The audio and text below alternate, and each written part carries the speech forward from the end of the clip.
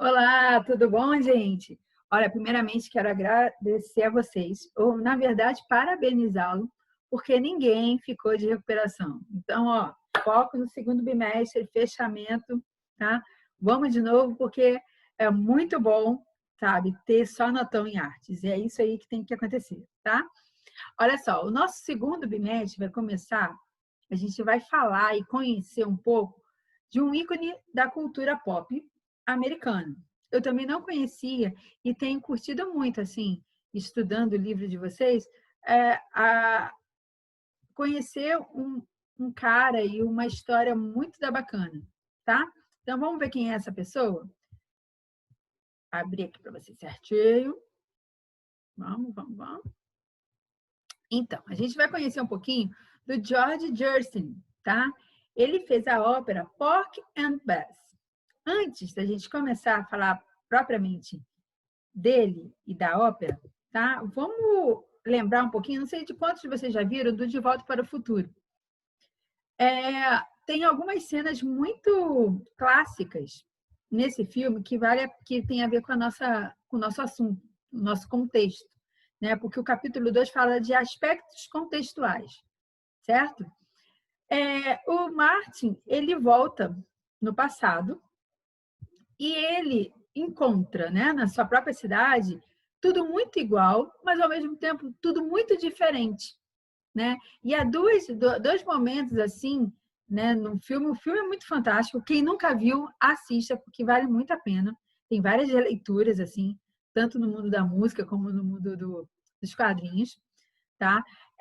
Ele vai a uma lanchonete e pede uma Pepsi Free, que na época dele era uma Pepsi Diet, é uma Pepsi zero, né? Zero açúcar, né? Na nossa época a gente pediria assim, uma Pepsi Diet ou uma Pepsi zero, né?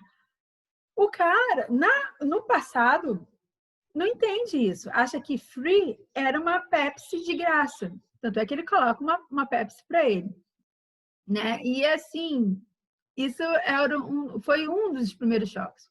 O outro é quando o Martin, ainda nessa lanchonete, é caçoado porque ele está com esse tipo de colete aqui, né? E as pessoas falam assim, como que ele está com colete se ele não está nem no navio, né? E sem falar que agora, na época do Martin, é moda, né? Eu mesmo, hoje, tenho um casaco todo cheio de frufru, que para mim não era nem um colete salva-vida, já lembra para mim mais uma roupa de astronauta, né? Que é todo fortinho, certo? Então, a cultura pop que conhecemos hoje provavelmente não funcionaria em algum outro contexto histórico passado, pois ela depende, em certa medida, de muitos fatores próprios do nosso tempo, como uma rápida difusão de informações e alcance global, certo? Então, assim, o que é modernete hoje, né? No passado, certamente não é, e no futuro, talvez nem não seja, certo? Então, assim, o que pode ser moderno nos dias de hoje? Uber, de repente, pode ser. Mas antes, né, algum tempo atrás, não era nada moderno, nem existia. Né? Então, assim, há contextos sociais, há contextos históricos que faz parte da obra de arte. Tá? Essa associação do contexto próprio que, em certa medida, influencia na criação. Tá? E isso aconteceu com o George na sua ópera. Beleza? Antes da gente continuar, né, eu queria que a gente pensasse em algumas coisas. A gente vai falar muito sobre esse ícone pop do século XX, o George Gershwin, tá? Ele criou essa ópera. Então, a gente vai estar toda hora voltando e falando dele, né, ao longo desse bimestre, beleza? No final dessa unidade, eu gostaria muito que você conseguisse responder para mim, tá? O que mais pesa na hora de criar? Aspectos individuais ou contextuais? Ou é a fusão entre esses dois valores? É possível que a criação artística represente aspectos de toda uma sociedade? Tá? Então, salva aí essas perguntas para ver se a gente consegue respondê-las no final da unidade, não da aula de hoje, da unidade. Beleza? Então, vamos lá. A ópera Porgy and Bess foi criada em 1935, tá? Foi uma composição operística que revolucionou o mundo da música. Foi a única ópera do Gershwin, tá? Não foi um sucesso na época do seu lançamento, porque contava com alguns elementos que não era muito comum, tá? Ele, deixa eu ver aqui, ó, só havia atores negros, a música totalmente clássica e o tema desapontava muito, porque não era algo muito corriqueiro, né? Muito comum, tá? Não foi um sucesso por isso, por essas questões. Porém, o Gershwin, né, o George, não teve medo de transformar uma arte tradicional europeia para uma linguagem americana, totalmente adaptada, né? Ele ousou a fazer algo bem diferente.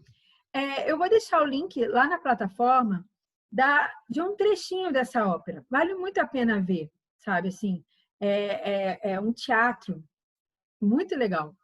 A história é muito boa. E aí eu peço duas coisas. Primeiro, que você leia no seu livro uma sinopse dessa história, para você entender do que está acontecendo, e veja o trechinho, tá bom? Eu vou deixar o link para vocês na plataforma, como eu falei, tá bom? Ele criou, dentro dessa obra, canções memoráveis, como Porgy and Bess, né?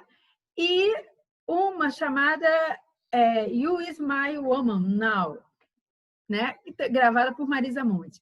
Vou mandar nos materiais da aula esse PowerPoint, porque aí você pode acessar essas músicas. E também vai ter o link na plataforma dessas canções para você ouvir. Joia? Mas quem foi esse camarada? Quem foi George Gershwin? Tá? Ele foi, né?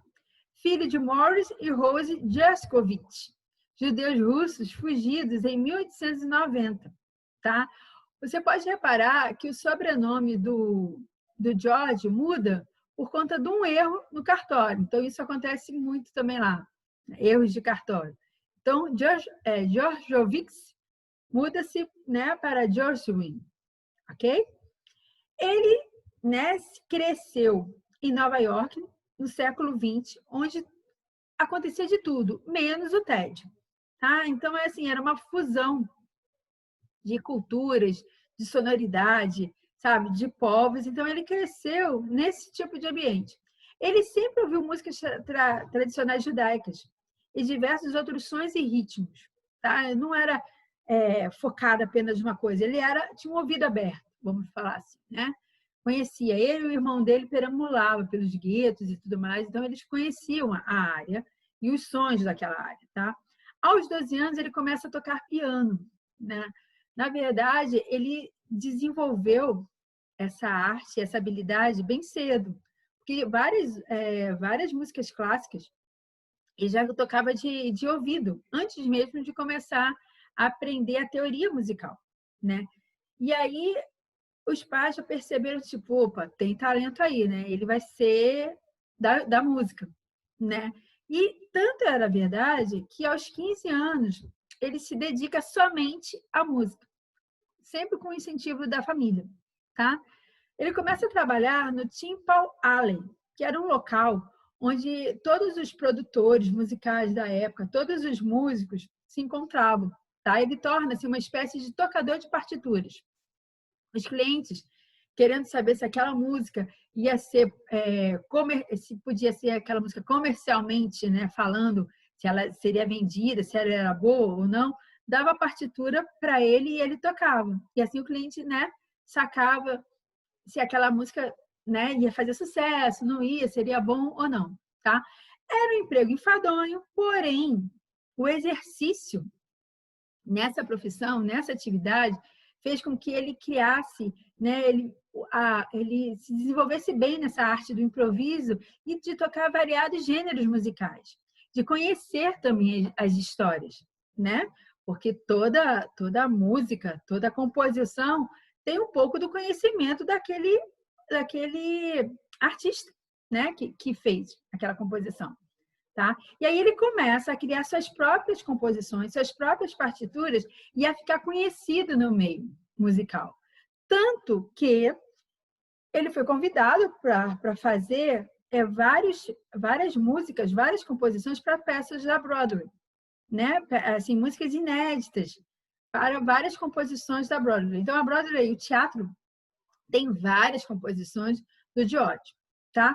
Ele morre, né, aos 39 anos de um tumor cerebral.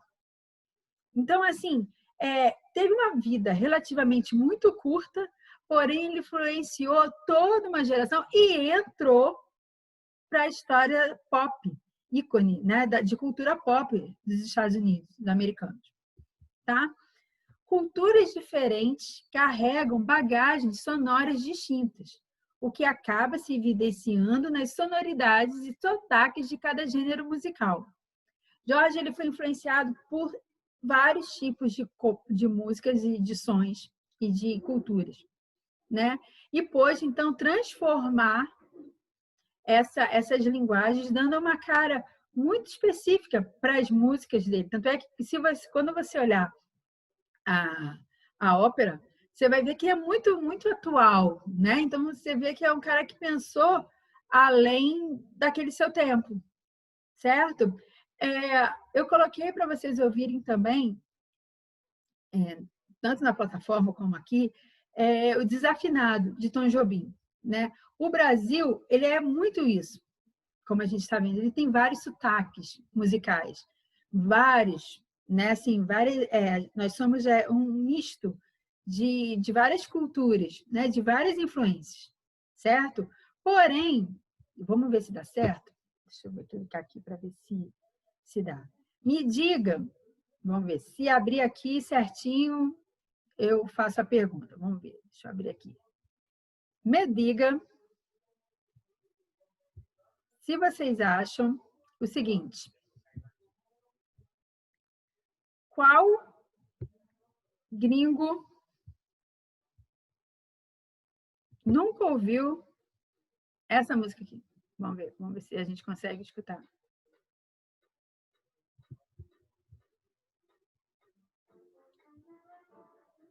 Conseguem?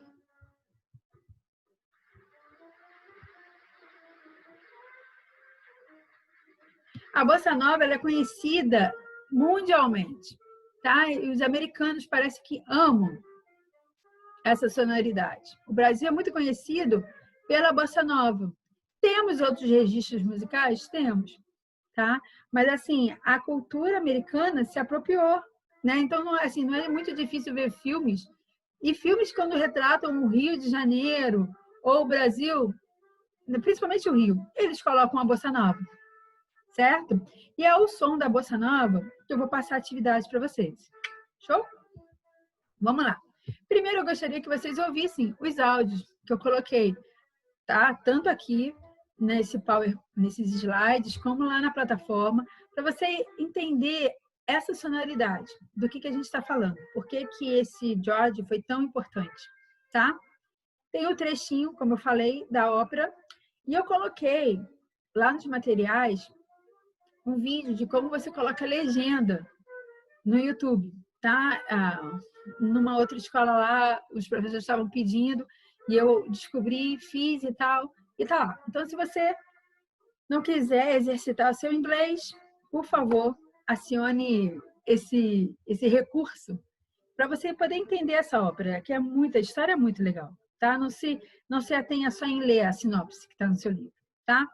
Por favor, leia as páginas de 76 a 86. Você vai ver que é um resumo. Isso tudo que eu falei hoje é um resumão dali, mas pode ter alguns pontos-chave que eu esqueci, que você vai considerar importante para você marcar, tá? E faça, por favor, as páginas 87 a 95, tá? O que vai acontecer? Na nossa próxima aula, no nosso próximo encontro do Zoom, que é segunda-feira, se não me engano, eu vou corrigir.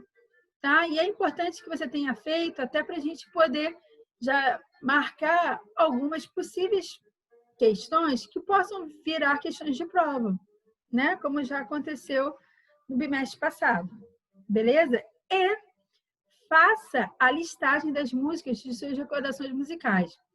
né? Hoje, no nosso encontro lá no Zoom, eu falei sobre isso, é a nossa avaliação. Então, na próxima aula postada, né, eu vou gravar um vídeo falando exatamente tudo o que eu quero, como vai ser esse trabalho de T1, valor, modo de apresentação e tal. Então, já começa essa semana, pensa nessas músicas. Vai ser importante você ter essa listagem prontinha para a próxima aula. Beleza? Então, é isso, gente. Espero que vocês tenham gostado.